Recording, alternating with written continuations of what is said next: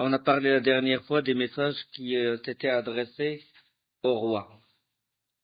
On a parlé de l'histoire de Héracl et que le prophète sallam après il a dit que Héracl a gardé mon message, Allah va garder son royaume. Et Kisra il a déchiré mon message, Allah va disloquer son royaume.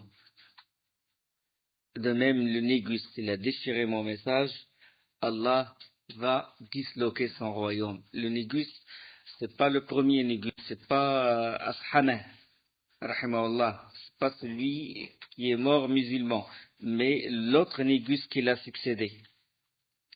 Donc Allah subhanahu wa ta'ala, il a anéanti le royaume de Kisra et le royaume du Négus. Et celui des Romains, il existe jusqu'à nos jours. Ça veut dire que les Romains, ils ont toujours, les croisés, les chrétiens, ils ont toujours un pouvoir.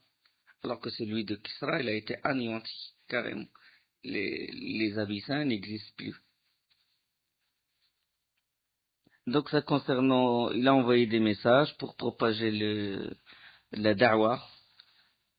Et on a parlé de ces messages-là, et on a parlé de Ghazwat Mu'ta. La dernière chose dont on a parlé, c'est Ghazwat Mu'ta, où le prophète sallam il a préparé une armée qui doit aller jusqu'aux frontières de la Syrie et combattre les Rassanides qui ont tué ses émissaires. Et il a dit c'est Zayd ibn Haritha qui va prendre l'étendard, et si Zayd ibn Haritha est tué, c'est Ja'far ibn Abi Talib qui va le remplacer, et si Ja'far a été tué, c'est Abdullah ibn Rawaha qui va le remplacer. Bon, les Médinois, ils ont fait leurs adieux aux émirs, et le départ a eu lieu le jour du vendredi. Ça veut dire qu'il n'est pas interdit de voyager le vendredi. Il est autorisé de voyager le vendredi. Ce qui est déconseillé, c'est de faire le départ à l'heure de Zohr, c'est-à-dire à l'heure où s'approche la khutbah de Jumu'ah. Là, c'est à ce moment-là que c'est déconseillé de voyager. Puis, Abdullah ibn Rawaha, radiyallahu anhu, il s'est dit, voilà, je vais rester à Médine, je vais faire la Jumu'ah avec le prophète sallallahu alayhi wa sallam, et je vais rejoindre le contingent. Je vais rejoindre mes frères. Bon, eux, ils vont faire le départ le matin. Moi, je vais attendre jusqu'à faire la Jumu'ah avec le prophète sallallahu alayhi wa sallam. Et puisque mon cheval est rapide, je vais les atteindre vite. Et quand le prophète sallallahu alayhi wa sallam, il le vit, il a dit, qu'est-ce qui t'a empêché de partir pourquoi tu n'es pas parti avec tes frères? Il a dit, au envoyé d'Allah, je voulais faire la Jumu'ah avec toi. Parce qu'il a dit, peut-être que c'est la dernière fois qu'il va voir le prophète sallallahu alayhi wa sallam, donc il vaut mieux qu'il reste avec lui, faire la Jumu'ah et partir. Et le prophète sallallahu alayhi wa sallam, il a dit, tu ne pourras jamais les rattraper, même au prix des trésors de la terre entière. Ça veut dire que tu as raté ce départ-là du matin, al-Ghadwa, dans le djihad.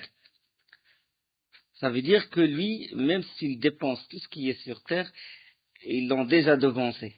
Ça y est, c'est trop tard, ils l'ont déjà devancé. Ça veut dire que le djihad, il est mieux que la Jumu'ah avec le prophète sallallahu alayhi wa sallam. Dans un hadith, le hadith rapporté par le Bukhari et Muslim, la ghadwatun aw rawhatun fi sabilillah khayrun min ad-dunya wa ma fiha. Une marche au service d'Allah au début de la journée ou à sa fin vaut mieux que le monde et tout ce qu'il renferme. Quand le combattant, il prépare ses armures, ou il prépare son fusil, ou il prépare son épée, il prépare son cheval le matin, et il va avec ses frères pour combattre, rien que le fait de marcher vaut toute la terre entière, vaut mieux que la terre entière. De même, quand il fait le combat et qu'il revient chez lui, ce retour-là, il vaut mieux que toute la terre entière, que la terre est ce qu'elle renferme. Dans cette expédition a participé Khalid ibn al-Walid. Et quand les Rassanides furent informés de la progression des troupes musulmanes vers eux, Al-Harith c'est l'un des rois des Rassanides, il demanda des renforts à Héracl. Vous savez que les Rassanides, ils sont sous le règne des Romains, le règne de Héracl. Et Héracl, il a fourni un renfort, il a envoyé 100 000 hommes. des troupes, des escadrons, 100 000 hommes, il a envoyé Al-Harith de Ghassan. Donc là, c'est clair, il montre qu'il est kafir, il est mécréant. Bien qu'il a témoigné et tout, mais le fait d'aider son allié contre le prophète sallallahu alayhi wa sallam, c'est un acte de kufr, c'est un acte de mécréance. Donc au total, l'ennemi, il comptait 200 000 hommes. 200 000 hommes. 200 000 combattants. 100 000 Romains, plus 100 000 Arabes christianisés parmi les tribus de Lakhm, Judam et d'autres tribus. Bon, Zayd, il a atteint un endroit qui s'appelle Ma'an, et quand il a vu, il a envoyé ses éclaireurs, et ils ont vu l'armée des Hassanides et des Romains, et quand il s'est informé de ça, du nombre de l'ennemi, il a dit, il vaut mieux qu'on se consulte. Et il s'est réuni avec les chefs de la troupe, de sa troupe. Ils se sont réunis. Qu'est-ce qu'on va faire? Est-ce qu'on doit envoyer au prophète sallallahu alayhi wa sallam pour qu'il nous envoie des renforts? Ou est-ce qu'on combat maintenant? Qu'est-ce qu'on fait? Et là, bon, différentes suggestions furent proposées. Et là, Abdullah ibn Rawaha radiyallahu anhu, il s'éleva énergiquement et dit aux gens, par Allah, ce que vous appréhendez est cela même que vous êtes venus, c'est-à-dire vous êtes venus, pourquoi vous êtes venus? Pour avoir la shahada. Donc la chose qui vous fait peur, vous êtes venus exprès pour avoir cette grande récompense. Donc vous êtes venus chercher le martyr. Et ce n'est nullement par le nombre ou par la force que nous combattons, mais uniquement par l'iman, par cette religion. Il a dit, avancez, nous avons devant nous la certitude d'une alternative dont les deux termes sont bons, soit la victoire, soit le martyr. Donc on a les deux choses sont bonnes. Soit on va triompher, soit le shahada fi sabilillah. Et donc ce fut la résolution d'Abdullah ibn Rawaha qui l'emporta, et l'armée poursuivit son chemin. Il a poursuivi son avancée vers le nord jusqu'à arriver à un endroit où il peut voir l'ennemi. Et là, les musulmans, ils purent voir pour la première fois 200 000 hommes, bien armés, avec des chevaux bien solides, ils n'ont jamais vu ça auparavant, 200 000 hommes. Et Zayd, c'était le premier, c'était l'émir. Il demanda de s'installer dans un endroit qui s'appelle Mu'ta, une localité qui s'appelle Mu'ta. Ils ont vu l'ennemi et ils ont campé dans un abri, dans un endroit qui s'appelle Mu'ta. Et le matin, de bonne heure, Zayd partagea l'armée. L'aile droite a été commandée par Qutba ibn Qatada, l'aile gauche par Ubad ibn Malik, et il donna l'ordre d'attaquer. 3000 hommes vont attaquer 200 000 hommes. Subhanallah. C'est lui qui a attaqué le premier. L'imam, il fait des miracles quand on a la foi, Et là, le combat, il fut acharné. Les musulmans tuèrent des centaines parmi les Romains. Les Romains n'ont rien compris. Comment un petit nombre, 3000 hommes, et c'est eux qui attaquent les premiers alors qu'ils étaient certains que les 200 000 hommes, en général, la supériorité numérique, ils l'emportent. Ils furent attaqués par les 3000 hommes, sous le commandement de Zayd ibn Haritha. Ils ont attaqué puis ils sont retirés. Le lendemain, ils ont fait pareil.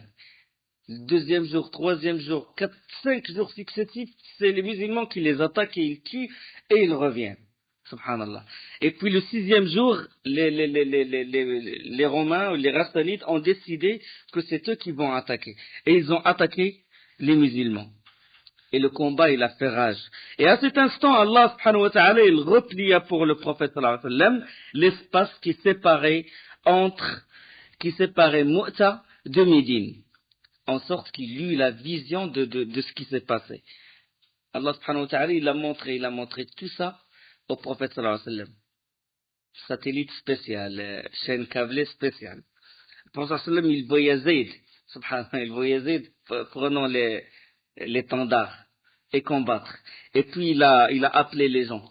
Salat jami'a, prière générale, venez. Et il monta sur le mandar, sur la chair. Et il dit, je vous informe sur votre armée en campagne.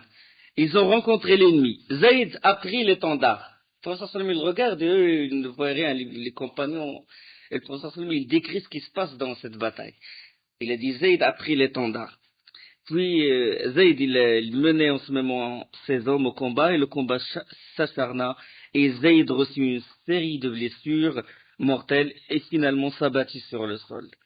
Le prophète sallam a dit, Zayd est mort en martyr. Comme ça, devant, il dit, Zayd est mort en martyr, j'implore pour lui le pardon d'Allah. Implorer qu'Allah lui pardonne et implorer qu'Allah accepte sa shahada. Ensuite, Ja'far a pris l'étendard.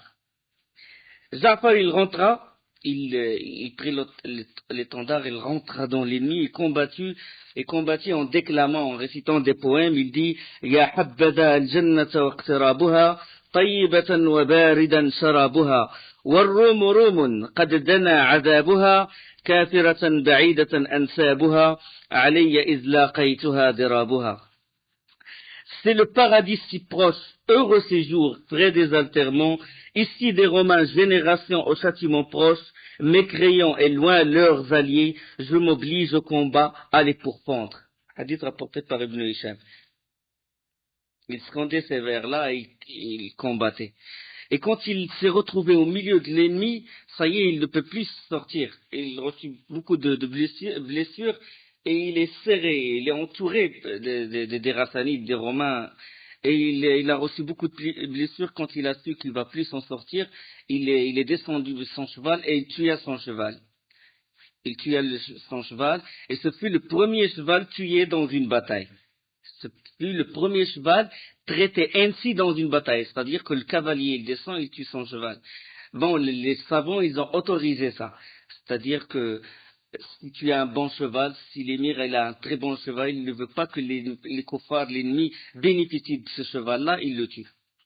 On peut extrapoler, par exemple, sur, c'est pas un tank où il met une grenade dans ce tank, il le bombarde, s'il sait qu'il va être tué pour que l'ennemi ne bénéficie pas de son arme, si vous voulez. Ça rentre dans la jurisprudence concernant le djihad, fiqh al-djihad. Il tuait son cheval, puis il combattit jusqu'à ce qu'il eut la main droite coupée. Et il prit l'étendard, il souleva l'étendard de la main gauche. Et il combattit, puis elle fut de même coupée, la main gauche elle fut coupée. Puis il tint l'étendard jusqu'à sa mort, avec ce qui restait de ses bras, il tint l'étendard jusqu'à sa mort. Et le prophète sallam sur le mimbar, il dit, Ja'far tomba martyr, shahid fi sabilillah, témoignez qu'il est martyr. Et ils ont imploré le pardon d'Allah pour Ja'far radiallahu anhu. Le Bukhari, il rapporte qu'on releva sur Ja'far 80 blessures d'épée, de lance ou de flèches reçues dans la voie d'Allah. Tout son corps est blessé, tout son corps est touché par un. Et le prophète sallam a dit, Allah a remplacé ses deux bras par deux ailes. Il vole avec Jibril et Mikaïl. Et puis il a dit, le prophète sallam a dit, et ce fut Abdullah ibn Rawaha qui prit à son tour l'étendard. Et il se tue. Le prophète sallam, il n'a pas parlé. Quand Abdullah ibn Rawaha a pris l'étendard, le prophète sallam n'a pas parlé. Et puis là, puisque Abdullah ibn Rawaha c'est un ansarit, c'est un auxiliaire. Donc deux émigrants ont été tués fi sabilillah, et puis le prophète sallam n'a rien dit sur Abdullah ibn Rawaha et les ansar, les auxiliaires, leurs visages changèrent, ils ont dit que peut-être Abdullah ibn Rawaha il a tourné le dos.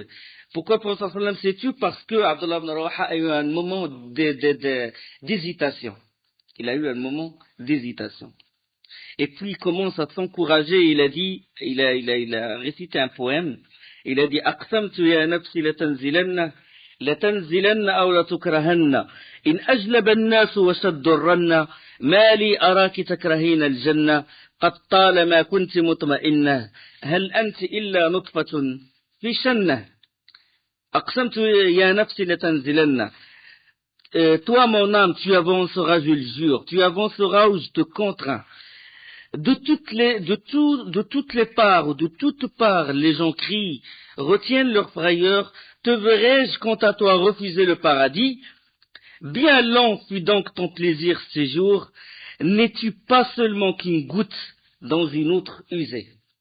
Subhanallah, pour s'encourager, elle dit tu ne vaux rien, tu n'es qu'une goutte, une goutte de sperme dans une outre usée. Et puis il dit également, يا نفس إلا تقتلي تموتي هذا حمام الموت قد صليتي وما تمنيت فقد أعطيتي إن تفعلي فعلهما هديتي. Toi mon âme, si tu n'es pas tué, tu mourras un jour. Voici le vent de la mort qui t'effleure. Ce que tu espérais, tu l'as eu. Si tu fais comme eux, tu es guidé. C'est-à-dire, si tu fais comme eux, tu fais comme Ja'far radiallahu anhu, et tu fais comme Zayd ibn Haritha. Puis il descendit de son cheval, et l'un de ses cousins lui en lança un os recouvert de viande, parce qu'il combattait toute la journée, il n'avait même pas le temps de manger. Et puis il lui a dit, restaure-toi avec ce morceau, tu es bien épuisé. Et puis il prit cet os, et puis il en mordait une bouchée, puis entendant le fracas de l'épée et tout le tumulte, si vous voulez, de la guerre, il le jeta. Il le jeta et en train de dire, en disant, tu es encore vivant, et il rentra dans l'ennemi, il est mort, lui aussi combattit vaillamment jusqu'à sa mort. Et le prophète sallam, après s'être tué, il dit, il a combattu l'ennemi, Abdullah ibn Rawaha a combattu l'ennemi jusqu'à mourir en martyr, implorer pour lui le pardon d'Allah. Et il a dit dans un autre hadith, ils ont été élevés au paradis sur des lits d'or. Je vise une différence dans le lit de Abdullah ibn Rawaha par rapport aux deux autres. Les compagnons, ils demandèrent la cause, et puis le prophète sallam, il a dit, ils s'y sont engagés immédiatement, et lui a hésité, puis s'est engagé. Donc ce moment-là d'hésitation a fait que son trône, à lui, son lit, soit un peu plus loin que celui de Ja'far et de Zayd radiallahu anhu. Donc c'est ça l'importance du djihad fi sabilillah. Donc quand l'étendard est tombé, personne ne le prit. Le prophète sallam n'a désigné personne pour prendre l'étendard. Il a désigné Zayd, il a désigné Ja'far, il a désigné Abdullah ibn Rawaha. Donc les trois émirs ont été tués, et les musulmans, qu'est-ce qu'ils ont fait? Personne n'a pris l'étendard, ils commencèrent à prendre la fuite.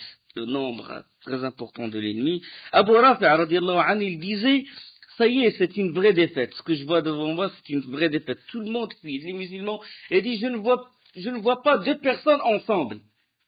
Deux personnes, c'est-à-dire que toute la troupe est défaite. Les musulmans sont dispersés. Et subhanallah, ce fut Thabit, un badrite qui a participé à la bataille de Badr, qui se saisit de l'étendard. Qui peut se saisir de l'étendard en ce moment-là, subhanallah, en plein, c'est-à-dire c'est un danger, il n'est pas protégé. Zayd, Ja'far, quand ils prennent l'étendard, ou Abdullah ibn Rawaha, ils sont toujours, parce que celui qui prend l'étendard, il est toujours protégé par ses frères.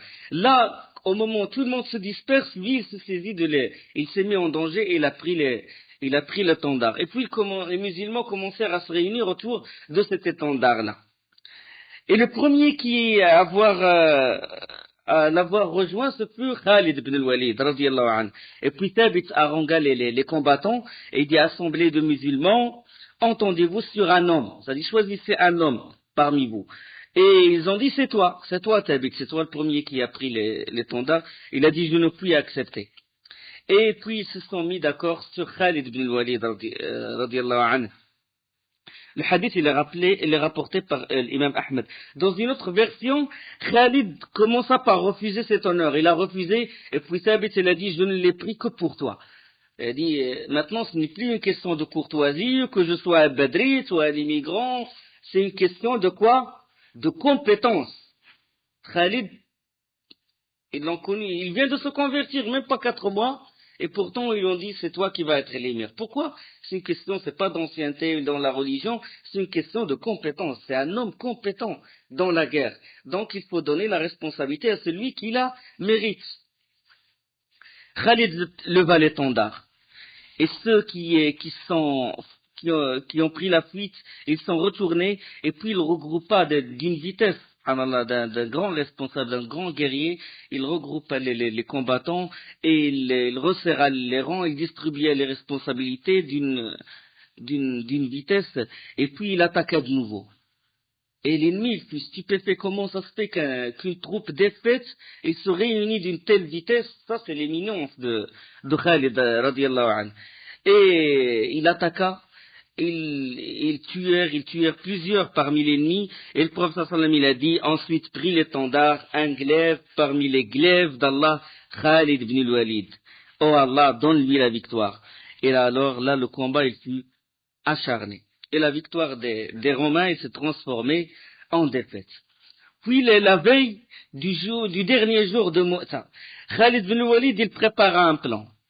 Il prépara avec les autres chefs, il prépara un plan, il a partagé sa troupe, il a dit que les gens qui d'habitude sont toujours devant, je vais les mettre derrière, et ceux qui sont à droite aussi, je vais changer, si vous voulez, la physionomie de la troupe, et je vais mettre de nouveaux étendards, et il fait un tour autour du camp, et il commença à chercher, à toucher la terre jusqu'à trouver une région poussiéreuse, là où il y a de la poussière. Et puis, il a marqué ce terrain-là. Ça, c'est toujours le plan qu'il était en train de... Puis le lendemain, l'ennemi, quand les deux troupes furent face à face, l'ennemi, il s'est mis à s'étonner quand il voit de nouveaux visages, de nouveaux étendards, mais ils ont dit, ces gens-là, ils ont eu des renforts. De nouveaux visages, de nouveaux étendards. Ils étaient étonnés. Déjà 3000, ils n'ont pas pu les vaincre. Alors maintenant, il y a d'autres combattants supplémentaires et commencèrent à avoir peur. Et puis tout d'un coup, il y a une troupe de cavaliers qui piétina la terre poussiéreuse. Tout un nuage de poussière a jailli comme ça. Ils ont dit un autre renfort. C'était juste un petit nombre de cavaliers, mais puisque la terre est poussiéreuse, et que les chevaux ils piétinent cette terre-là, la poussière, elle a monté, et ça fait tout un nuage. Et là, leur cœur est monté dans les gorges. Puis une deuxième troupe, puis une troisième troupe passa par un autre terrain poussiéreux. Ça y est, ils ont eu peur et commencèrent à prendre la fuite. Et Khalid les attaqua. Il les tue. Eux, ils sont que 30 000. Les autres 200 000 en train de prendre la fuite, ils ont eu peur. Et Khalid, il le dit lui-même dans un hadith rapporté par Al-Bukhari, il dit, le jour de Mu'ta, j'ai frappé l'ennemi au point de casser 9 épées. 9, je les ai cassées. Et il n'est resté dans ma main qu'une côte de maille yéménite. Toutes les épées, il les a cassées. Hadith rapporté par Al-Bukhari, 4265. Et nombreux mécréants ont été tués ce jour-là, et blessés, ils commencèrent à fuir, et les musulmans les poursuivirent et les tuèrent. Jusqu'à atteindre même leur roi, c'est-à-dire le frère de Héracl, Théodore. Et durant cette attaque, Khalid demanda d'arrêter. Il a dit non, ne les poursuivez pas. Arrêtez. Les autres, ils fuyèrent, et Khalid, il demanda les musulmans de ne plus les poursuivre. De ne plus les poursuivre. Et l'armée, elle s'arrêta. Puis il demanda aux musulmans de se retirer.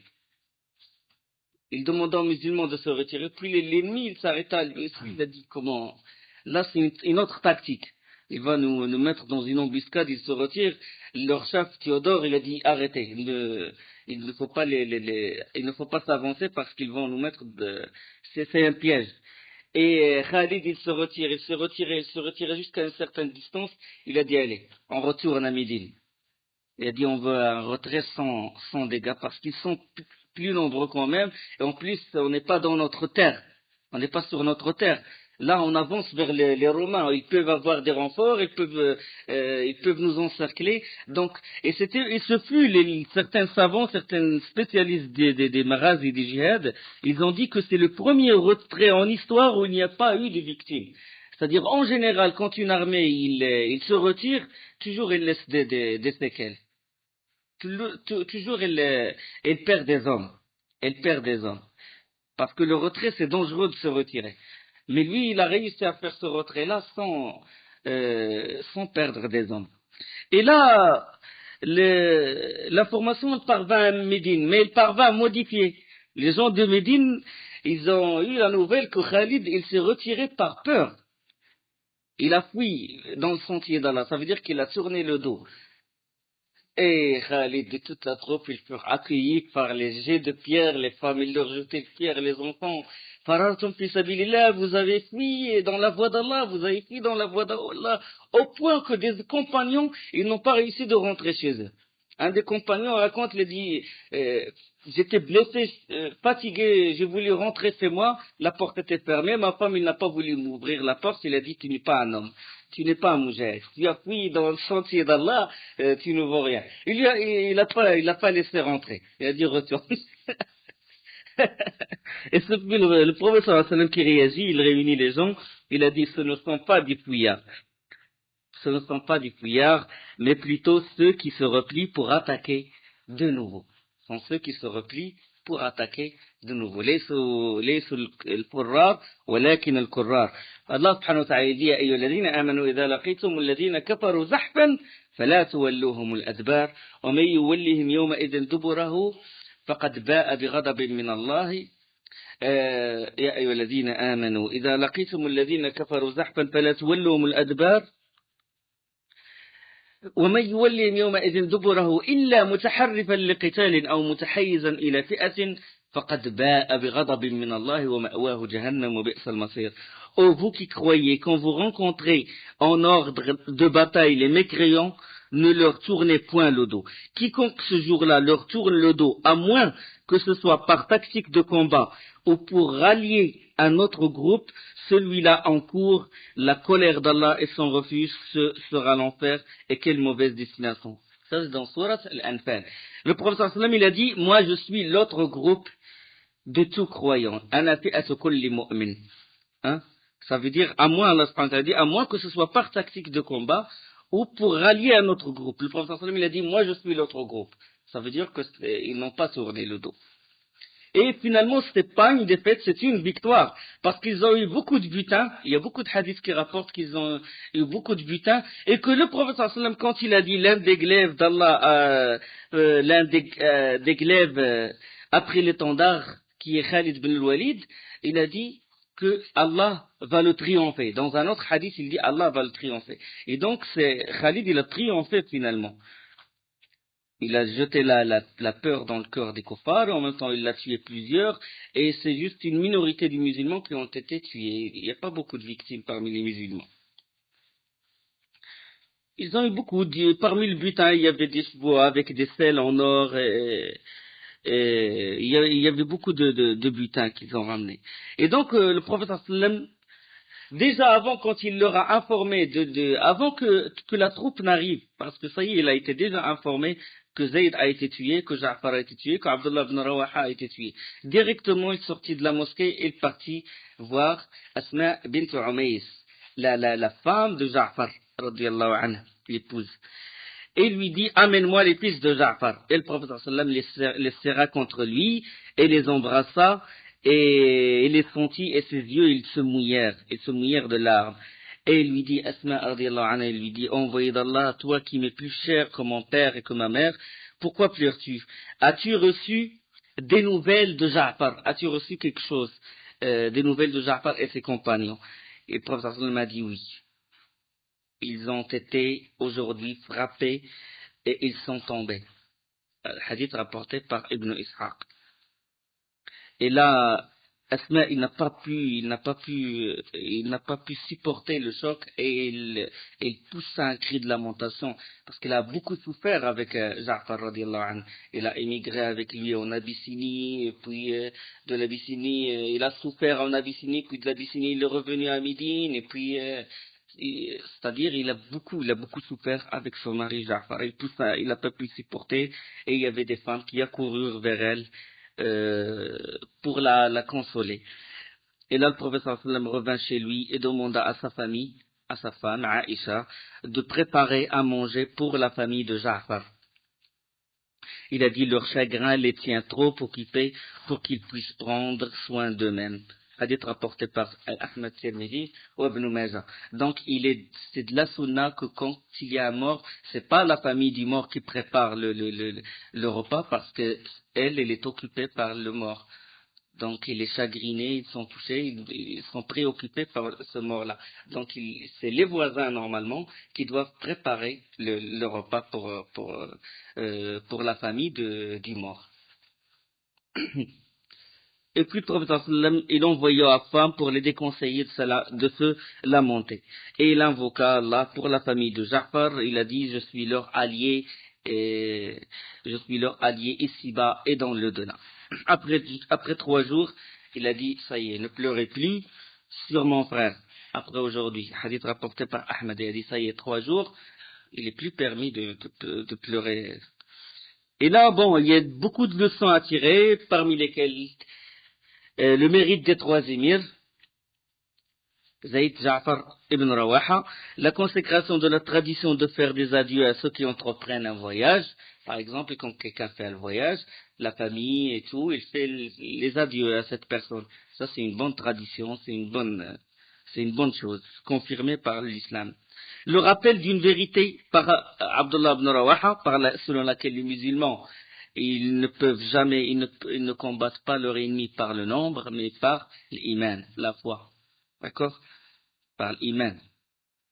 Parce que si, comme a dit Omar al-Khattab, quand il a envoyé en expédition un de ses émirs, il lui a dit, il faut être pieux, il faut invoquer Allah, il faut faire beaucoup d'adoration, parce que si vous êtes égaux, si vous et votre ennemi, vous êtes à égalité dans les péchés, ils vont vous battre, parce qu'ils sont plus forts, ils ont beaucoup plus d'armes. Donc si on fait les mêmes péchés que les kuffars, c'est normal que c'est eux qui nous mettent en déroute, c'est eux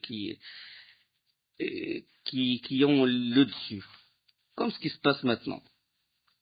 Il y a aussi le bon usage d'interpeller sa conscience et de l'encourager, comme a fait Abdullah ibn Rawaha quand il s'est encouragé pour combattre et pour suivre son devoir. Il y a aussi un signe de la prophétie du prophète sallallahu alayhi wa sallam, miracle, le fait qu'il a regardé ce qui se passe devant lui alors qu'il est à Médine. Et il a regardé tout ce qui se passe en Syrie, à la frontière de la Syrie. Et puis le mérite de Khalid ibn al-Walid et l'origine de son surnom, Sayfullah, l'épée d'Allah. Et il y a aussi le droit de se consulter et désigner un émir en absence de l'imam, parce que le prophète sallam, il n'a pas désigné Khalid ibn al-Walid. Donc s'il n'y a pas l'imam qui désigne, il est absent, il est loin, et que la situation, il demande qu'on désigne tout de suite un émir, les combattants, ils ont le droit de désigner un émir. Et c'est ce qu'ils ont fait, ils ont désigné Khalid ibn al-Walid, et le prophète sallam a confirmé Khalid ibn al-Walid. Il a confirmé ce qu'ont fait les compagnons. Et il y a aussi le bon usage de porter l'enfant, le sentir et l'embrasser, par miséricorde. Il a aussi le droit de pleurer, d'accord? Et l'interdiction de se lamenter. Donc, latm laysa minna man latam al-khudud wa shaqqa al-juyub wa da'a bi da'wa al-jahiliyyah. Ne fait pas partie de nous celui qui se griffe le visage ou il se gifle et qui se déchire les vêtements et qui appelle à l'image du paganisme anti-islamique. Tu as le droit de pleurer à mort, mais tu n'as pas le droit de griffer. Ça, c'est le jahiliyyah, l'ignorance. Donc, on a le droit de pleurer. Parce que bon, après, quand les femmes, ils ont rejoint Asma ibn Umayy, ils n'ont pas arrêté de pleurer, le prophète sallam, il a envoyé un homme pour les déconseiller, de se lamenter davantage, et la personne, il n'a pas réussi à les arrêter de pleurer, et puis il est retourné voir le prophète sallam, mais le prophète sallam, il a dit, mets de la terre dans leur bouche. Enfin, c'est pas que tu le mets, mais il mérite qu'on mette la terre dans leur bouche. Pourquoi? Parce qu'ils se lamentent et ils se sont lamentés trop longtemps. Et il y a aussi, bon, arrêter de pleurer après 3 jours, bon, ça c'est pas... Mais il y a une autre chose, c'est ce qu'on appelle le hidad, le deuil. Le deuil. Le deuil, il ne doit pas dépasser 3 jours. Sauf pour la femme du mort. C'est combien? 4 mois et 10 jours. والذين يتوفون منكم ويذرون أزواجا يتربصن بأنفسهن 4 أشهر وعشرة. Il y a le hadith, il n'appartient pas à une femme qui croit en Allah et au jour dernier de faire le hidad, c'est-à-dire d'être en état de deuil plus que 3 jours sur un mort, sauf pour son mari 4 mois et 10 jours. Hadith sahih. D'accord? Donc une femme ne doit pas être en état de deuil sur une personne qui n'est pas son mari. Qui n'est pas son mari. Elle a le droit de le faire 3 jours. Après 3 jours, ça y est. Donc Zaynab bint Jahsh, il y a un hadith de Zaynab bint Jahsh radiallahu anha, quand son frère est mort. Quand son frère est mort, après 3 jours, elle était en état de deuil. Puis après 3 jours, qu'est-ce qu'elle a fait? Elle a demandé qu'on lui ramène du parfum. Et il a mis du parfum. Et il a dit, ce n'est pas par amour au parfum que je désire d'être parfumé, mais parce que j'ai entendu le prophète sallam qu'une femme ne doit pas être en deuil plus que 3 jours sur une personne, sauf sur son mari, 4 mois et 10 jours. D'accord? Il n'y a pas car l'innovation des drapeaux en berne ou les bid'a, des innovations contemporaines, des innovations de ce temps-là. Donc le musulman, il ne fait pas ça. Ni le deuil, ni rien du tout. Ni les 2 minutes de silence, ni hadi. C'est ressembler, imiter les kuffars, les ennemis d'Allah. 40 jours, etc. Ça n'existe pas en islam. Donc, c'est quoi le hidad? Le deuil, c'est que la femme, qu'est-ce qu'elle fait? Ah oui, il y a une chose très importante. C'est que si la femme est enceinte, le deuil, il s'arrête quand elle donne vie à son enfant. Du moment qu'elle accouche, ça y est, elle enlève le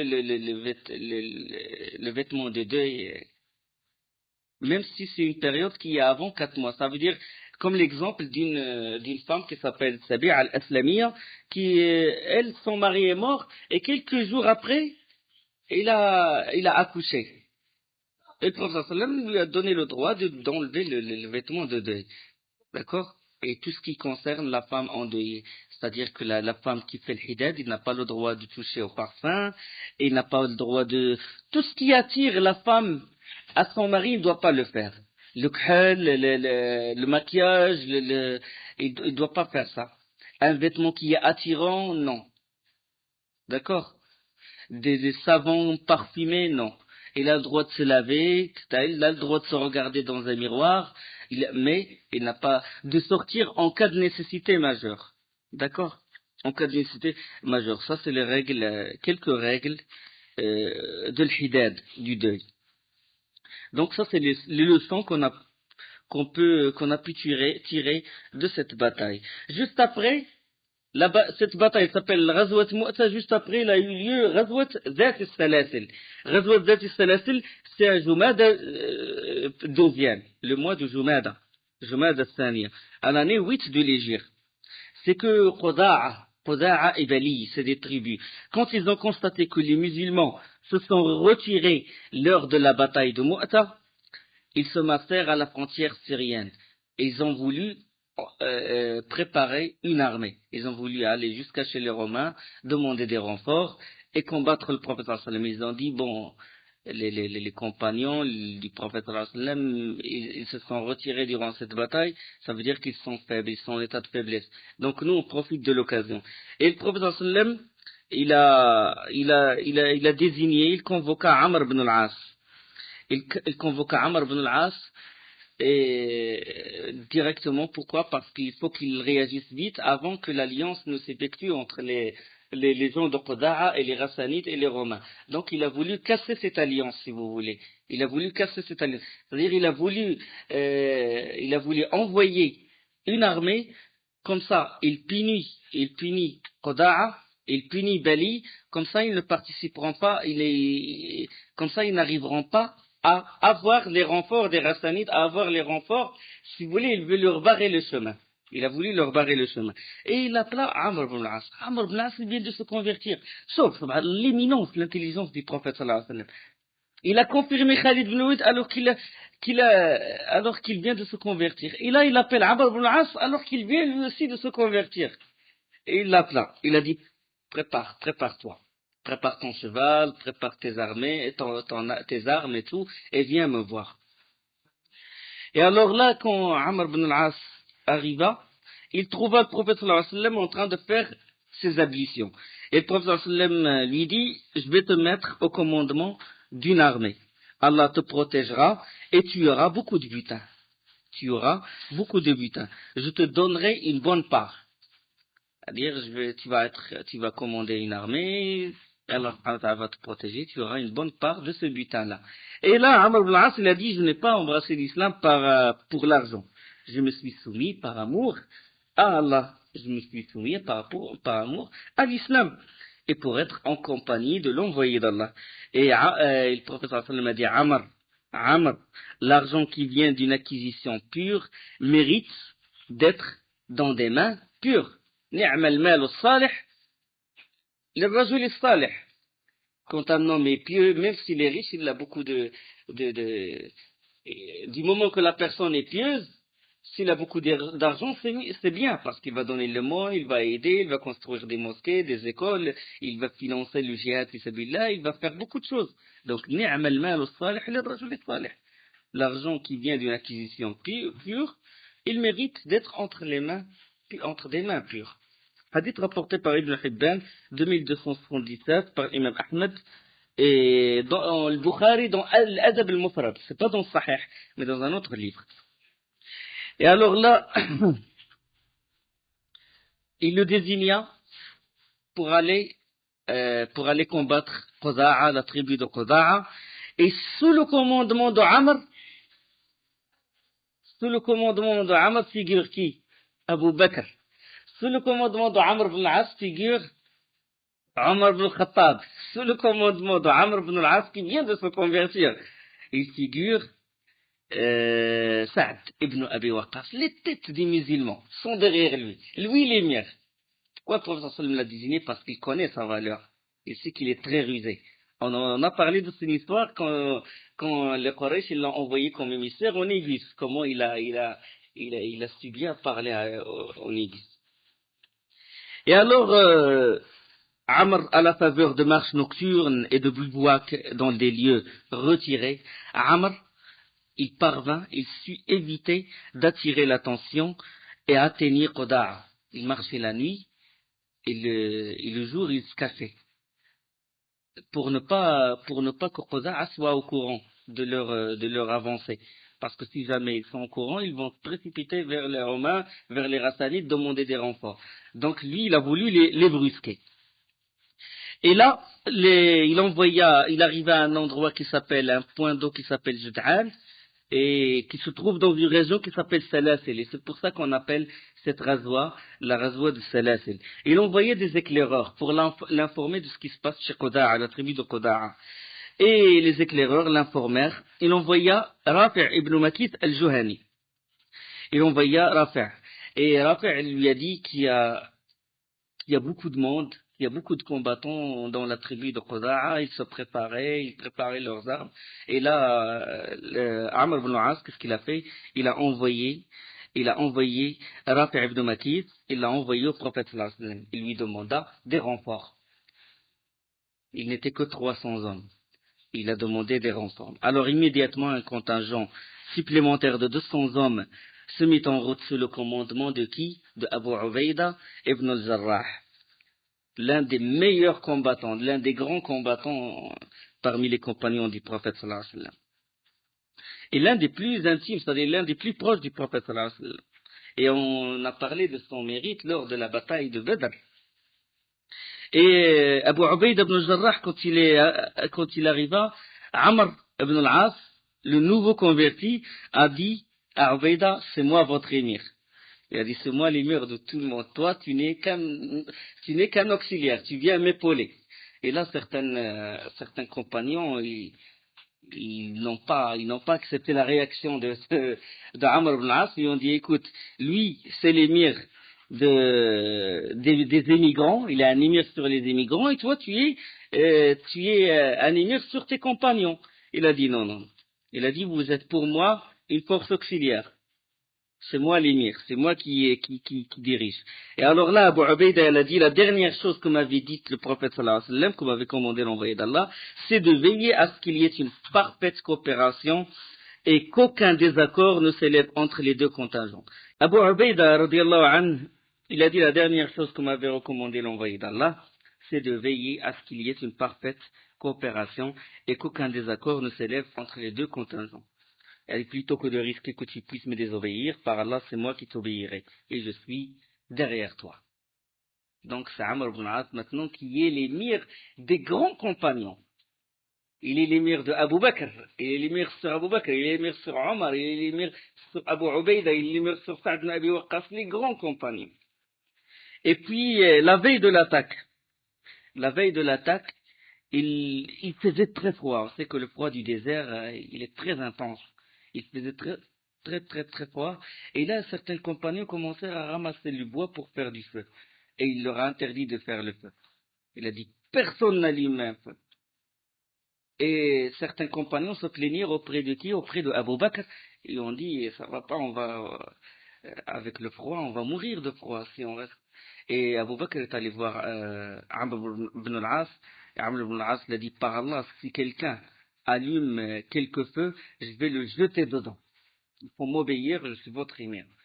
Pourquoi il a dit ça? Parce qu'il faut pas il faut passer inaperçu. Il faut pas que l'ennemi voit un feu. Parce que s'il voit du feu, il va dire que c'est des gens campés dans cet endroit, il peut les attaquer. Donc il a supporté le froid et il a demandé aux compagnons de supporter le froid pour passer inaperçu et pour attaquer le lendemain. Et le lendemain, le matin, le Fajr, Amr ibn al-As, il s'est réveillé en état de janaba. Il a fait un rêve et puis il s'est réveillé, il doit se laver, ça veut dire qu'il doit faire le ghusl.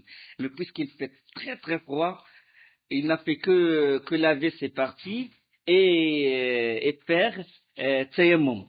Il a fait tayammum, il a fait juste tayammum. Et puis certains compagnons protestèrent, ils ont dit, écoute, l'eau il est là et toi tu es en train de faire tayammum. Il a dit, je suis en état de janaba, je ne peux pas me laver, l'eau est très froide, il fait un froid intense. Et malgré ça, ils l'ont obéi quand même, et il s'est avancé pour faire l'imam. Et c'est lui qui a dirigé, puisque c'est lui l'émir. Ne parlons pas du plus grand lecteur, etc. Dans une expédition, c'est l'émir qui dirige la prière. C'est l'émir qui dirige la prière. Et il dirigea la prière. Derrière lui, Abu Bakr, Omar, et lui en état de janaba, avec juste tayammum, et ils ont prié derrière lui. Et juste après la prière, d'un seul coup, il demanda d'attaquer. Et ils attaquèrent, ils brusquèrent l'ennemi. Ils ont fait une attaque, c'est-à-dire, l'ennemi s'est dispersé de partout, ils ont pris le butin, et ils se sont pas contentés d'attaquer juste la région de Quda'a, même les tribus environnantes, ceux qui étaient alliés à la tribu de Quda'a, ils l'ont attaqué. Ils ont pris beaucoup de butin. Ils ont attaqué la tribu de Udra, de Balqin, de Laqi et d'autres tribus. Toutes ces tribus-là, ils se trouvent au nord. Ils se trouvent au nord de Médine. Et là, quand ils ont eu le dessus sur ces tribus-là, et quand ils ont vu que l'ennemi, il est en train de prendre la fuite, Amr ibn al-As, il a dit arrêtez, il faut pas les poursuivre. Ils ont dit maintenant, on peut les prendre en captivité, il a dit arrêtez, retour, il faut qu'on revienne. Et ils sont arrêtés. Et ils ont rebroussé le chemin, ils sont retournés à Médine. Donc, obéissance totale. Obéissance. Il a dit, c'est moi votre émir, c'est moi l'émir d'Abu Ubaida. Il a dit, oui, tu es mon émir. Bien qu'il soit le plus ancien, il a participé à Badr al-Ahzab, il a passé les plus grandes épreuves. Un nouveau converti, et pourtant il l'obéit parce que le prophète sallallahu alayhi wa sallam l'a désigné. Hein? Donc, c'est l'obéissance qui joue. Et ça a donné ses fruits. Au retour à midi, le prophète sallam demanda aux compagnons, puisque Amr, c'est la première fois qu'il est émir, il leur a dit, que dites-vous sur Amr? Et ils l'ont loué, ils ont dit que du bien sur lui, au début, sauf. Au début, ils ont dit que du bien. Ça veut dire que si tu veux critiquer quelqu'un, tu dis d'abord du bien sur lui, ses mérites. Il ne faut pas effacer tous ses mérites. Et comme ils disent, ils regardent le point noir sur le taureau blanc. Ils ont dit du bien, et après, ils ont dit envoyé d'Allah, il a dirigé la prière en état de janaba, il a fait le tayammum, juste le tayammum. Et le prophète sallam, il appela Amr, il a dit Amr, tu as présidé la prière en état de janaba, il a dit envoyé d'Allah, il faisait très froid. Et c'est ça qui m'a empêché de me laver, et j'ai entendu Allah dire وَلَا تَقْتُلُوا أَنفُسَكُمْ إِنَّهُ كَانَ بِكُمْ رَحِيمًا, et ne vous tuez pas vous-même, Allah en vérité est miséricordieux envers vous.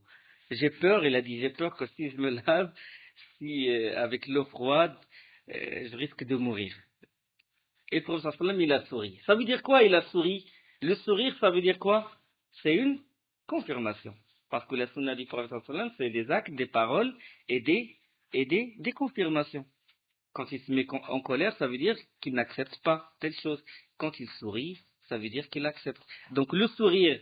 Donc on peut déduire de ça l'importance de l'obéissance de l'émir. On peut déduire de ça, il est autorisé que quelqu'un qui a fait tayammum de diriger la prière. D'accord? Il est autorisé que l'imam, s'il fait juste tayammum, de diriger la prière. Il y a aussi que Amr ibn al-As, il a pris comme preuve ce verset-là qui est général. Voilà, comme il ne vous tuez pas vous-même. Ça veut dire il a pris ce verset général, il l'a appliqué sur lui-même. D'accord? Donc, il y a beaucoup de choses à retenir sur cette sariya. Parce que la différence entre sariya et razwa, la sariya, quand le prophète sallam ne participe pas. Et la razwa, quand il participe lui-même. D'accord? Donc ça, c'est les deux grandes expéditions qui ont eu lieu dans l'année 8 de l'Hégire. D'accord? Maintenant, revenons à une ancienne querelle qui était entre les Bani Bakr et Khuza'a. Ça, c'est des tribus.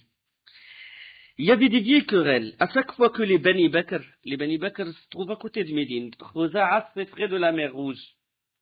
Il y avait des conflits, question de vengeance. On sait, les Arabes, à l'époque anté-islamique, il y avait toujours question de sang, question de vengeance, etc. Et à chaque fois que les Bani Bakr veulent se venger des Khuza'ites, les Khuza'ites les vainquent. C'est-à-dire, à chaque fois, les Bani Bakr, ils sont mis en déroute. Et alors, ces querelles ont duré jusqu'à ce qu'a eu lieu, ce qu'on appelle le pacte de l'Hudaybiyah, la trêve qui a eu lieu dans l'année 6 de l'Hégire entre le prophète sallallahu alayhi wa sallam et les mécréants de Quraysh. Il y a eu cette trêve. D'accord? C'est une trêve qui doit durer combien? 10 ans. 10 ans. Et donc les Bani Bakr et les Khuza'ites, les chefs de Bani Bakr et les chefs de la tribu de Khuza'a, ils étaient présents au cours de ce pacte-là. Et les Bani Bakr, ils ont dit, nous on va s'allier avec les Quraysh. Et les Khuza'ites, ils ont dit, nous on va choisir le camp du prophète sallallahu alayhi wa sallam. On va choisir le camp de Muhammad. D'accord? Donc, les Khuza'ites, ils se sont alliés au prophète sallallahu alayhi wa sallam, et les Bani Bakr, ils se sont alliés à Quraysh. Donc, toute transgression, toute attaque contre Khuza'a veut dire une attaque contre le prophète sallallahu alayhi wa sallam. Et toute attaque contre les Bani Bakr veut dire une attaque contre les Quraysh. D'accord? C'est ça ce qui a été signé entre Suhail ibn Amr et le prophète sallallahu alayhi wa sallam. D'accord? C'est ça le pacte qui a été signé. Et donc, qu'est-ce qui s'est passé après? Quelques hommes de Bani Bakr, ils étaient très résolus à faire durer ces querelles-là. Ils ont toujours cette haine, toujours Hamiyat, ce qu'on appelle Hamiyat al-Jahiliya, l'esprit du clan, l'esprit partisan. Ils ont voulu toujours se venger. Malgré le pacte, ils ont voulu se venger. Et c'est qui a déclenché ce problème-là? C'est leur chef qui s'appelle Nawfal ibn Muawiyah al-Dayli. Nawfal ibn Muawiyah, il veut profiter de l'occasion. Maintenant, la première fois qu'il voit les Khuzaïs en train de faire le pèlerinage, de faire le commerce tranquillement, sans armes.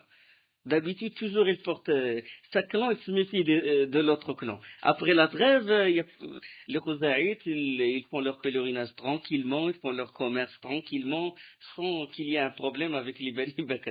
Et là, Nawfal ibn Muawiyah, il a voulu profiter de l'occasion. Il a dit la première fois maintenant qu'ils sont sans armes, je vais les tuer. Je vais venger certaines de mes frères, je vais les tuer. Je veux faire ma revanche. Et là, qu'est-ce qu'il a fait? C'est-à-dire, il avait l'intention de trahir. Il est allé voir les notables de Quraysh. Il a dit, j'ai l'intention de me venger, de Khuza'a. Il leur a parlé des anciennes histoires et tout. Il a dit, je veux que vous m'aidiez. Je veux que vous me donnez des renforts, vous m'aidiez contre eux. Et certaines refusèrent, mais d'autres acceptèrent de l'aider. Parmi lesquels Safwan ibn Umayya, parmi lesquels Ikrim ibn Abi Jahl, parmi lesquels Suhail ibn Amr, Suhail lui-même qui a signé ce pacte-là. Et parmi lesquels aussi il y avait Huwaytab ibn Abi al-Uzza qui a été témoin de ce pacte-là. Ils l'ont aidé, ils lui ont donné des armes, et ils lui ont donné des armes. C'est une vraie trahison de Quraysh, si vous voulez. C'est le début d'une trahison. Et alors là, les Bani Bakr, ils se préparèrent, ils surveillèrent au cas où il y a un groupe de Khuzaïtes qui rentre à la Mecque ou aux alentours, ou dans les routes qui mènent vers la Syrie, les routes de commerce, pour profiter de l'occasion et les tuer. Et là, pendant qu'ils surveillaient, un groupe de Khuza'a, ils voulaient rendre culte dans l'enceinte sacrée, dans le haram. C'est que dans le haram, il est interdit de combattre, il est interdit de couper un arbre, il est interdit de tuer même un animal. D'accord? C'est makan haram. On dit haram, interdit dans l'enceinte sacrée. Et ils ont campé à l'extérieur. La limite du haram, j'ai déjà une carte. Si vous voulez, après, si quelqu'un veut la voir, ça c'est la limite de haram. Il y a le Hudaybiya loin, Taniyat Tan'im, il y a Arafat, il est à l'extérieur. Donc, ils ont campé à l'extérieur. Ils ont campé pour que le lendemain, ils puissent rentrer dans le haram et faire le tawaf et faire l'aller-retour entre Safa et le Marwa. Donc, ils ont campé à l'extérieur de haram. Les Bani Bakr, ils les surveillent. Ils sont aux aguets avec leurs armes et tout. Et là, la région où ils ont campé, il s'appelle l'Ouatir. Elle s'appelle l'Ouatir. Et dans la moitié de la nuit, certaines parmi les Khuzaïtes, on sait que les Khuzaïtes, la tribu de Khuza'a, une grande partie parmi eux a embrassé l'islam. Une grande partie. Les musulmans, ils se sont levés pour faire Qiyam al-Layl, la prière. Les mécréants parmi eux, ils se sont endormis. Et là, les Bani Bakr, ils ont profité de l'occasion. Et ils ont foncé vers les Khuzaïtes, le groupe des Khuzaïtes. Et ils tuaient, ils commençaient à les blesser, à les frapper par leurs épées. Et là, ils tuèrent 3 parmi les hommes de Khuza'a. Et eux, ils sont sans armes, les pauvres. Ils veulent faire le pèlerinage, ils veulent rendre culte. Ils n'ont pas d'armes pour se défendre. Quel est l'endroit où ils peuvent se réfugier? C'est le haram, l'enceinte sacrée. Ils accoururent vite, ils rentrèrent vite dans le haram, dans l'enceinte sacrée. Et ils courèrent à l'intérieur et ils commencèrent à crier Al-Haram, ilaka, ilak, Al-Haram, Al-Haram. Ils commencèrent à dire nous sommes dans l'enceinte, il est interdit de tuer dans l'enceinte sacrée. Même avant la venue de l'islam, c'était interdit de combattre à l'intérieur de l'Haram. Ça fait partie des rites de Ismaïl alayhi salam, de Ismaïl. C'est-à-dire même Quraysh, même les tribus environnantes, avant la venue de l'islam, ils respectaient les mois sacrés et ils respectaient l'enceinte sacrée. C'est interdit de combattre dedans. Mais malgré ça, Nawfal leur a dit, il a dit une parole, il a dit il n'y a pas de Dieu maintenant. La ilaha al-yawm. Il a dit, pour encourager davantage ses compagnons pour les tuer, pour se venger, il leur a dit, vous avez l'habitude de transgresser l'enceinte sacrée, c'est-à-dire de voler, parce des fois ils volent des choses. Alors, si vous volez dans l'enceinte sacrée, donc il est facile pour vous de les tuer, de vous venger. Et il les encouragea de se venger. Et ils continuèrent à frapper les Khuzaïtes dans l'enceinte sacrée, au milieu de la nuit. Et les Khuzaïtes, ils n'ont pas trouvé quelqu'un qui peut le protéger, quelqu'un qui habite à la Mecque qui peut les protéger. Ils coururent vers la maison d'un de leurs frères qui s'appelle Boudayl. Un de leurs frères qui s'appelle Boudayl ibn Warqa. Boudayl ibn Warqa, il avait une maison à l'intérieur de la Mecque. Lui, il est Khuzaït, mais il a une maison, il habite avec les Quraysh. Ils ont couru vers sa maison pour chercher un lieu de refuge. Ils ont trouvé la porte fermée.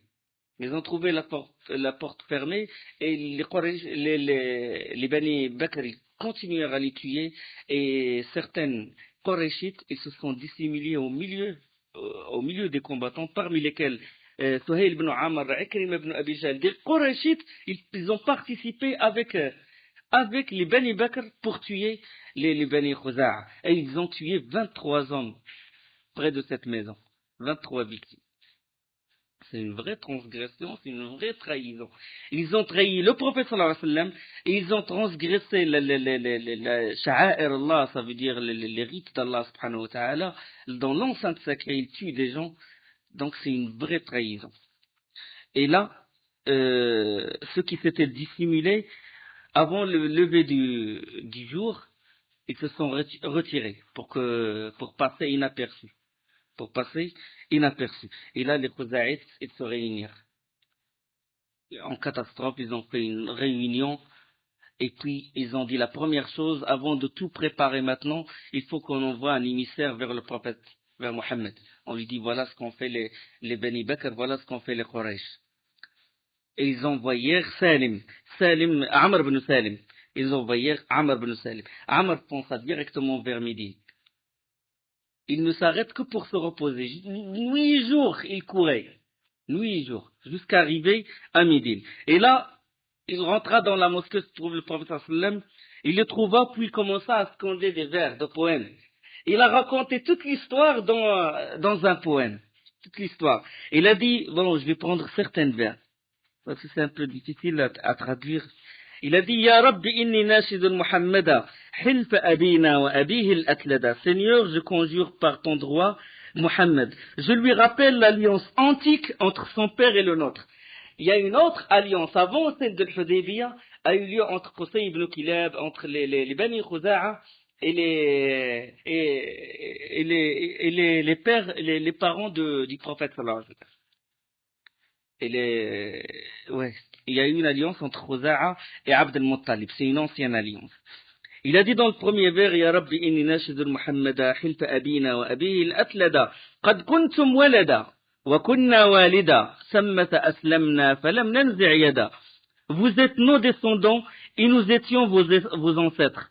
Parce que la mère, Qusay ibn Kilab, il s'est marié avec une Khuza'ite. Donc la mère c'est une mère pour les Qurayshites et c'est une mère pour le prophète sallallahu alayhi wa sallam. Donc c'est les oncles maternels sont du côté de Khuza'a. C'est pour ça qu'il a dit قد كنتم والدا ولدا وكنا والدا. Vous êtes nos descendants et nous étions vos ancêtres. ثمة أسلمنا فلم ننزع يدا. Nous sommes devenus musulmans et nous n'avions pas violé de pacte.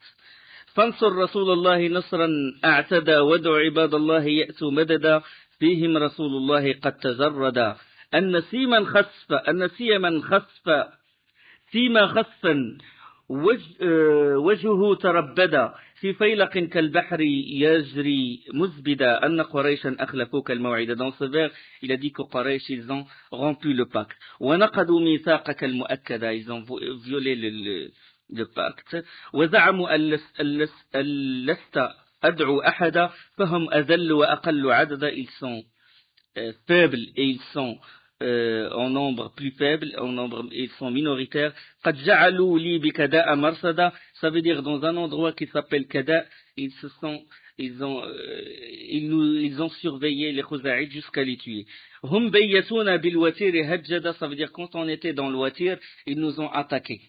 Hujjada, ça veut dire certains parmi nous dormaient. وَقَتَلُونَا رُكَّعًا وَسُجَّدًا. Ça veut dire ils nous tuèrent alors que parmi nous il y avait des gens qui se prosternaient et qui font ruku'. Et il a raconté toute l'histoire.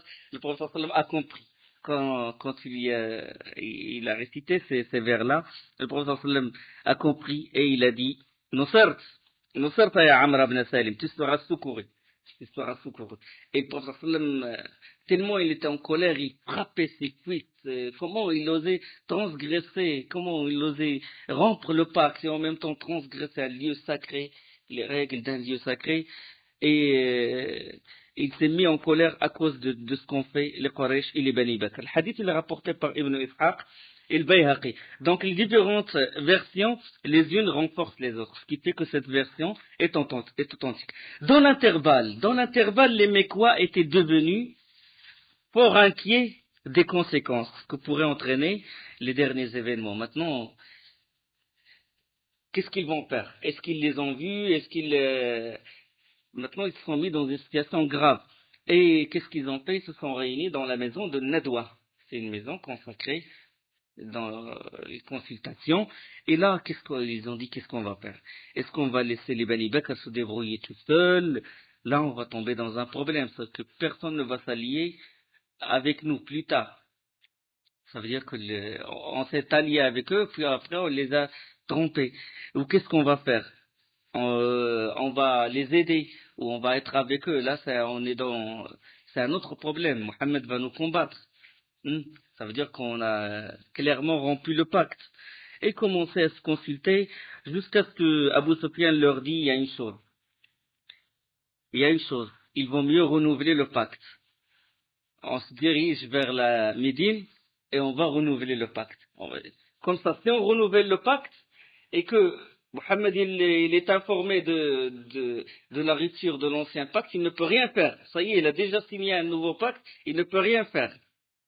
Mais là, il faut s'assurer que Khuza'a est ce qu'il a rencontré le prophète sallallahu alayhi wa sallam. Mais les Khuza'ites, ils ont déjà envoyé Amr ibn Salim à l'envoyé d'Allah.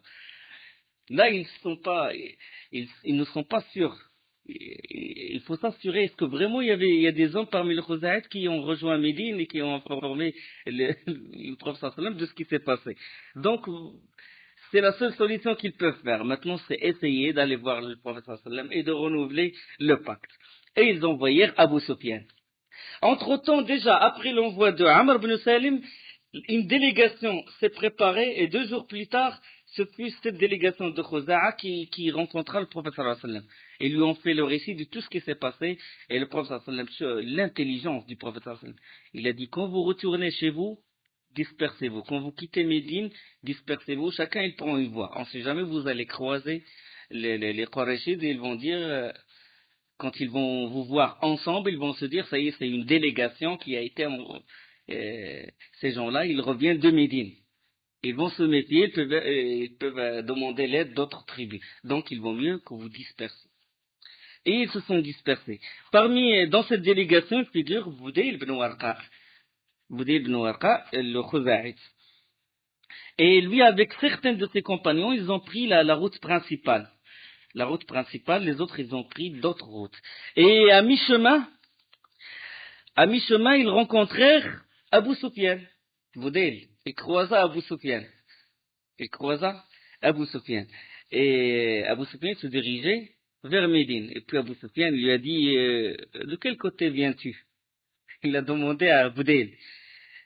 Et Boudayl lui a dit, du pays de Khuza'a, au creux de la vallée, près de la mer. Il n'a rien montré, il n'a pas dit que je viens de Médine. Et il a dit, n'es-tu pas allé voir Mohammed? Il a dit non. Puis Abu Sufyan, il a attendu jusqu'à ce que Boudayl, avec ses compagnons, ils s'éloignèrent. Puis Abu Sufyan demanda à ses compagnons à lui d'aller voir le crottin des chameaux. Et ils brisèrent le crottin des chameaux, ils trouvèrent les noyaux de dattes. On sait que seuls les Médinois qui nourrissaient leurs chameaux par les dattes. Il a dit ça y est, il a dit on jure par Allah, ces gens-là sont venus de Médine. Et le prophète sallam, dans la mosquée, il a dit, j'ai l'impression, comment il réfléchit le prophète sallam. Il a dit, j'ai l'impression qu'Abu Sufyan est en route vers nous pour renouveler le pacte et prolonger la durée. Il n'a que cette solution. Il n'a pas d'autre solution. Les Quraysh sont rongés par la guerre. Ils ne peuvent pas combattre.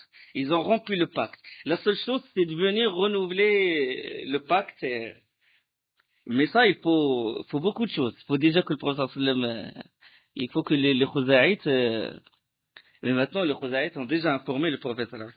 Donc, arrivé à Médine, Abu Sufyan, qu'est-ce qu'il a fait? La première chose qu'il a faite, il est allé voir sa fille, Habiba. Habiba, c'est la fille de Abu Sufyan et c'est la femme du prophète. On a parlé de ça. On a dit qu'il a envoyé Amr ibn Umayya ad-Dumri au Négus. il l'a envoyé au Négus et il a demandé au mariage. Habiba, c'est puis le Négus qui puis le tuteur, si vous voulez. Et le mariage a été fait en Abyssinie. Et après, Habiba est venu à Médine. Là, là, il est allé voir, la plus proche personne de lui, c'est Habiba. Abu Sufyan est allé la voir pour voir est-ce qu'il a quelque chose, il a des informations. Et après 15 ans, parce que ça fait 15 ans qu'il n'a pas vu sa fille, depuis qu'il a émigré de la Mecque en Abyssinie, il ne l'a pas vue. Il est rentré voir sa fille, et là, quand Abu Sufyan, il s'apprêtait à s'asseoir sur le tapis du prophète sallallahu alayhi wa sallam, il y avait un tapis où s'asseyait le prophète sallallahu alayhi wa sallam d'habitude. Elle, qu'est-ce qu'elle a fait? Prestement, il retira le tapis et le plia. Et puis, Abu Sufyan étonné, il a dit, suis-je trop bon pour ce tapis, ou ce tapis-là est trop bon pour moi? Un tapis usé. Il dit, excuse moi qui est le notable de Quraysh, ce tapis-là usé ne mérite pas que je m'assoie dessus, ou c'est le tapis qui est trop bon pour moi? Il a dit, c'est le tapis de l'envoyé d'Allah, et toi tu es un idolâtre impur, mushrik, najis. Il a dit ça à son père, subhanallah. Il a dit, je ne désire pas que tu t'asseyes dessus. Même s'il est usé, je ne désire pas que tu t'assoies dessus. Il a dit, petite fille, par Allah, quelque chose de malheureux t'a frappé. Et il a su qu'il va rien tirer de sa rien. Il peut rien lui dire. Le mauvais accueil. Et là, qu'est-ce qu'il a fait? Il a là rencontré le prophète sallallahu alayhi wa sallam. Le prophète sallallahu alayhi wa sallam savait déjà il a déjà dit aux compagnons ce que Abu Sufyan s'apprête à faire. Et puis il a dit, Ma wara'aka Abu Sufyan, qu'est-ce que tu es venu faire? Il a dit, oh Mohammed, j'étais absent lorsqu'a été signée la trêve de l'Hudaybiyah, et maintenant j'ai trouvé que ce pacte-là, il est bénéfique pour nous deux. Maintenant nos commerces, nos caravanes, ils passent tranquillement, on est en sécurité, et je veux renouveler le pacte. Je veux renouveler le pacte et je veux prolonger la durée. Le prophète sallallahu alayhi wa sallam, il a dit, serait-il arrivé quelque chose qui l'aurait rompu? Serait-il arrivé quelque chose qui l'aurait rompu de votre côté? Et Abu Sufyan a dit, Allah ne plaise, non. Et il était gêné quand il a répondu. Et puis le prophète sallallahu alayhi wa sallam a dit, nous deux mêmes. Nous, il n'y a rien. Nous, on n'a pas rompu. Il n'est pas de notre habitude de trahir. Nous respectons la trêve pendant le temps qui a été convenu à Al-Hudaybiyah. Nous ne modifierons rien. Nous n'acceptons aucun changement. La trêve est bonne, il a été bénéfique pour les deux côtés. Il n'y a pas de problème. Nous n'allons rien changer. Et Abu Sufyan, il a su, il a compris. Il a compris que le prophète sallam a été informé et qu'est-ce qu'il a fait maintenant? Qu'est-ce qu'il va faire? La seule solution, c'est de chercher quelqu'un qui peut se porter garant ou dire qu'il protège, qu'il accorde sa protection entre les deux clans, entre Quraysh et le prophète sallallahu alayhi wa sallam. C'est-à-dire un des compagnons qui peut faire le poids et qui dit, moi je protège, c'est-à-dire qu'il n'y ait plus de guerre, il n'y ait plus rien. Mais là, personne, tous les compagnons, ils obéissent au prophète sallallahu alayhi wa sallam. Et là, il cherche ça. Qui le premier? Claire, Abu Bakr, radiallahu anhu. Il alla voir Abu Bakr. Il a dit, toi qui es plus proche de Mohammed, renforce le pacte. Abu Bakr, il a répondu, il a dit, je n'accorde protection que dans la mesure où l'envoyé d'Allah accorde la sienne. Voyez, je n'accorde pas la protection contre l'envoyé d'Allah. Non, je suis avec lui. Et alors là, quand il a su qu'Abu Bakr, il a refusé, il alla voir Omar. Il dit, Omar, accorde la protection. Il a dit, moi j'intercède en ta faveur. Il a dit, Wallah, si je ne trouve que des fourmis pour vous combattre, je vous combattrai. On dit, oh, quelle grossièreté. Et là, il alla directement voir Ali, radiallahu anhu. Bon, Ali, il est proche de Abu Sufyan. Abu Sufyan, Sakhar ibn Harb, ibn Umayya, ibn Abd Shams, ibn Abd Manaf. Donc, il se rejoint avec Ali. Et il se rejoint avec Ali dans le quatrième père. Ils ont le même grand-père, si vous voulez. C'est Abd Manaf. Il a dit le plus proche, peut-être que lui, il va me faire sortir de ce piège. Il alla voir, il rentra dans la maison de Ali et lui dit, oh Ali, toi, tu es le plus proche, tu es le plus proche de moi par les liens de parenté. Fais quelque chose, intercède en ma faveur auprès de Mohammed. Et alors là, Ali l'a accueilli par ces mots, il a dit, hélas, pour toi, Abu Sufyan, l'envoyé d'Allah, il a décidé de ne pas faire droit à ta requête. Et personne ne peut lui parler en faveur de quelque chose à quoi il est opposé. Maintenant, personne ne peut être, il a décidé une chose, il s'apprête à faire une chose, personne maintenant ne peut lui parler. Et là, il se tourna vers Fatima, radiallahu anha, était présente, il avait ses deux fils, le Hassan et le Hussein. Il a dit, Fatima, tu es la fille de Mohammed, assure ta protection. Fatima, elle a dit, je ne suis qu'une femme. Et puis, en regardant le Hassan, son fils, il a dit au fils de Mohammed, veux-tu permettre à ton fils de se porter garant, d'accorder sa protection? Il va être le suzerain, il va être le chef des Arabes. Ça va être un mérite pour lui. Il a dit, Fatima, il a dit, il est trop jeune pour accorder sa protection. Là, ça y est, Abu Sufyan, il est dans une situation, il est dans l'impasse. Et puis après, il se tourna vers Ali, il a dit, là, je suis dans un piège. Dis-moi, donne-moi une solution, dis-moi quelque chose qui peut me sortir de là. Il a dit, je n'ai qu'une chose à te dire.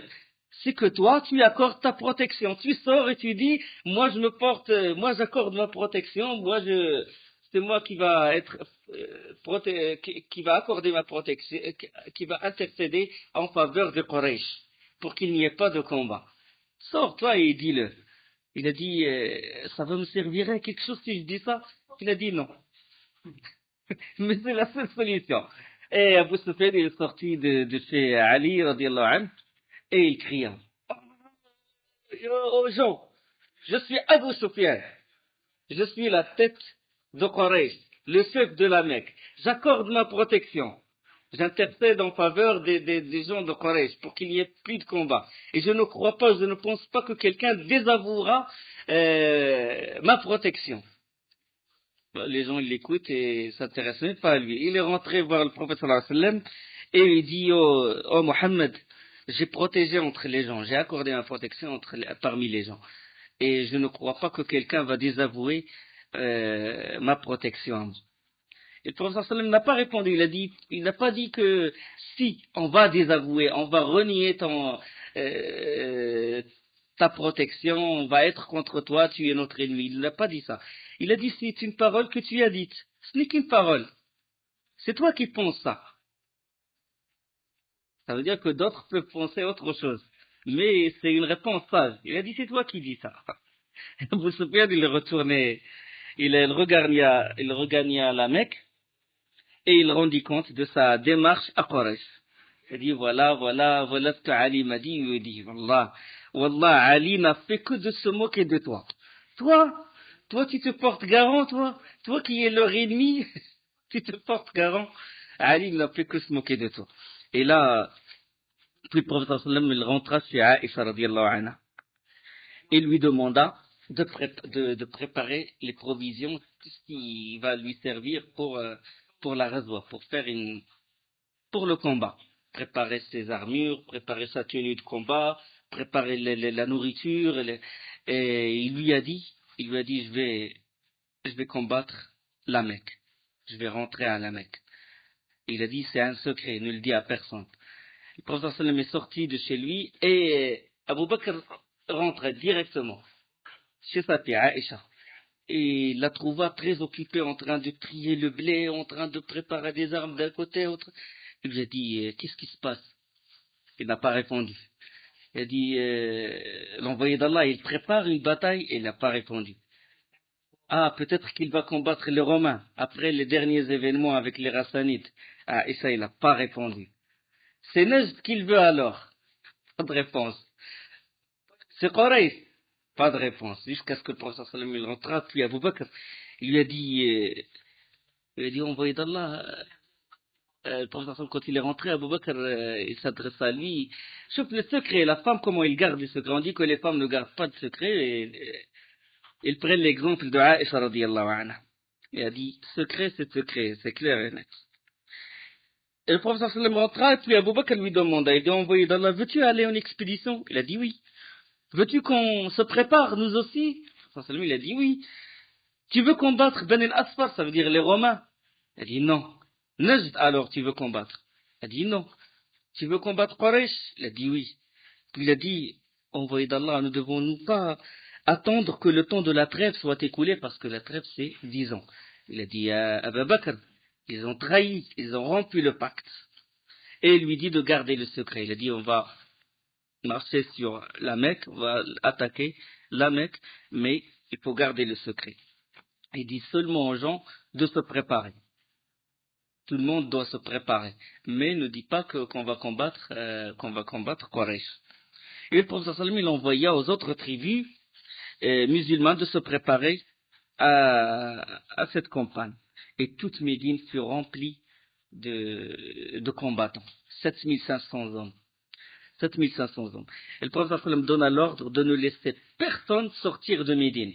Laissez les gens rentrer à Médine, les tribus environnantes, ceux qui veulent combattre avec le prophète sallam ont le droit de rentrer, mais personne ne doit sortir. Et il envoya des hommes sur les routes principales. Pourquoi? Parce qu'il veut que Quraysh ne soit pas au courant de la préparation du prophète sallam. Et il invoqua Allah, il dit, oh Allah, fais que les Quraysh nous perdent de vue. Fais que Quraysh nous perdent de vue, qu'ils restent sans nouvelles de nous, et c'est-à-dire ils restent sans nouvelles de nous, et ce que nous projetons afin que nous fondions sur eux à l'improviste dans leur territoire. Et là, bon, tout le monde se prépare sans savoir où va le prophète sallallahu alayhi wa sallam.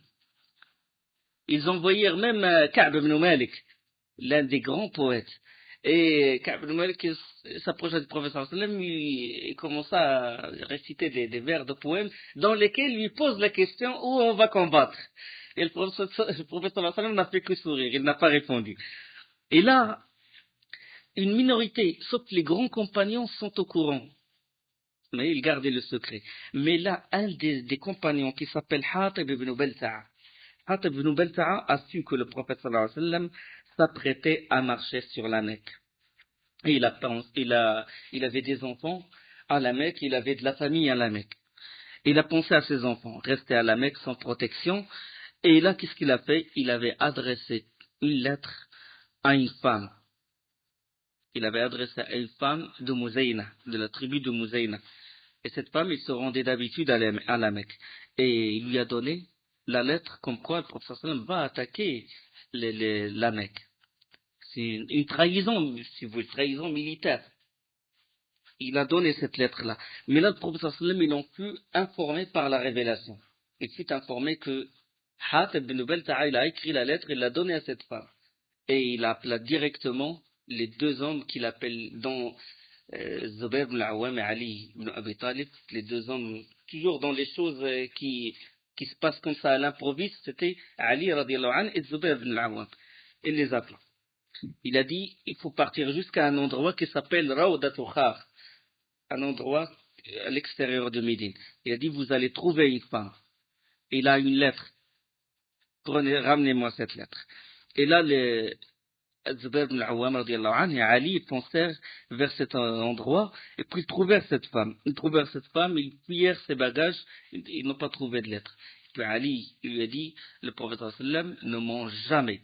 Maintenant, ou bien tu sors cette lettre, ou bien on va te fouiller. Puis il a dit, la femme l'a dit, tournez-vous, ils se tournèrent, et puis il a défait ses cheveux, il a sorti la lettre dans ses cheveux, il a caché la lettre dans ses cheveux. Et puis, ils ont ramené la lettre au prophète sallallahu alayhi wa sallam. Le prophète sallallahu alayhi wa sallam convoqua Hatib ibn Abi Balta'a. Il lui a dit, qu'est-ce qui t'a incité à faire ce genre de choses, au Hatib? Il a dit, envoyé d'Allah, il a dit, je crois certes en Allah et en son envoyé. Et ma croyance n'a pas varié, et rien d'autre n'a pris sa place. Mais à la Mecque, je suis un homme de rien, sans rang social. Et je n'ai ni famille influente, ni personne pour me protéger. Et j'ai voulu envoyer cette lettre comme quoi, avertir Quraysh pour qu'il protège ma famille. Je n'ai pas fait ça par amour aux mécréants, mais parce que j'ai peur pour ma famille et mes enfants. Le prophète sallam a dit, c'est vrai. c'est vrai ce qu'il vous a dit. Omar ibn Khattab, il a réagi, il a sorti son épée. Il a dit, envoyé d'Allah, laisse-moi. Laisse-moi lui couper sa tête parce que c'est un hypocrite. C'est un hypocrite. Il a trahi le prophète sallallahu alayhi wa sallam. Bon, sur quoi le prophète sallallahu alayhi wa sallam a répondu, il a dit, oh Omar, est-ce que, qu'en sais-tu, ou si Allah subhanahu wa ta'ala a regardé tous les gens qui ont participé à Badr, parce que Hatib ibn Balta'a, il a participé à Badr. Il a dit, Allah a peut-être regardé les gens de Badr, et il a dit, faites ce que vous voulez, je vous pardonne. Faites ce que vous voulez, je vous pardonne. Donc, le prophète sallallahu alayhi wa sallam l'a pardonné. L'a pardonné parce que l'acte qu'il a fait, c'est un acte, si vous voulez, c'est une trahison, parce que il s'est allié avec l'ennemi d'Allah. C'est un acte de kufr, l'acte de mécréance. Mais la personne qui commet un acte de mécréance n'implique pas que lui est mécréant. Donc le prophète sallam, il s'est assuré. Il a dit, qu'est-ce que tu as voulu faire derrière ça? Quelle est ton intention? Est-ce que c'est la mécréance? C'est parce que tu haïs les musulmans ou c'était par un intérêt qu'il défend ses enfants et sa famille. D'accord? Donc il y a déjà certaines choses qu'on voit, c'est des actes de mécréance, mais ça prouve pas que la personne est mécréante. Il y a des choses que la personne, il fait, et il prouve directement qu'il est kafir. Par exemple, quelqu'un, il piétine le Coran, on va pas dire pourquoi tu as fait ça? Est-ce que parce que tu as haï le Coran? Non. Cet acte-là, s'il le fait volontairement et en étant en conscience, il sort de l'islam. D'accord? Tout comme la personne qui écrit par exemple des articles dans les journaux, il se moque des musulmans, il se moque du prophète sallallahu alayhi wa sallam. Il n'est pas musulman. C'est un acte qui veut dire qu'il est mécréant. Mais il y a d'autres actes qui ne prouvent pas que la personne est mécréante. D'accord? Le Très-Haut, subhanahu wa ta'ala, sur la circonstance, il révéla au prophète sallallahu alayhi wa sallam le début de Surat al-Mumtahana. Ya ayyuha alladhina amanu la tattakhidhu aduwwi wa aduwwakum awliya. Ô vous qui avez cru, ne prenez pas pour alliés mes ennemis, ne prenez pas pour alliés mon ennemi et le vôtre. La tattakhidhu aduwwi wa aduwwakum awliya tulquna ilayhim bil mawadda. Tulquna ilayhim bil mawadda. Le refrain l'amitié. Le refrain, l'amitié. وَقَدْ كَفَرُوا بِمَا جَاءَكُم مِّنَ الْحَقِّ, alors qu'ils ont nié ce qui vous est parvenu de la vérité. يخرجون الرسول, il parle du Quraysh. يخرجون الرسول وإياكم أن تؤمنوا بالله ربكم. Ils expulsent le messager et vous-même parce que vous croyez en Allah votre Seigneur. إن كنتم خرجتم جهادا في سبيلي وابتغاء مرضاتي, si vous êtes sortis pour lutter dans mon chemin et pour chercher mon agrément. تسرون إليهم بالمودة وأنا أعلم بما أخفيتم وما أعلنتم. تسرون إليهم بالمودة وأنا, leur témoignerez-vous secrètement de l'amitié alors que je connais parfaitement ce que vous cachez et ce que vous divulguez. وَمَنْ يَفْعَلْهُ مِنْكُمْ فَقَدْ ضَلَّ سَوَاءَ السَّبِيلِ, et quiconque d'entre vous le fait s'égare dans la droiture du chemin. Donc, la tattakhidhu aduwwi wa aduwwakum awliya. Donc, l'alliance avec les ennemis d'Allah, il sort de l'islam dans deux cas.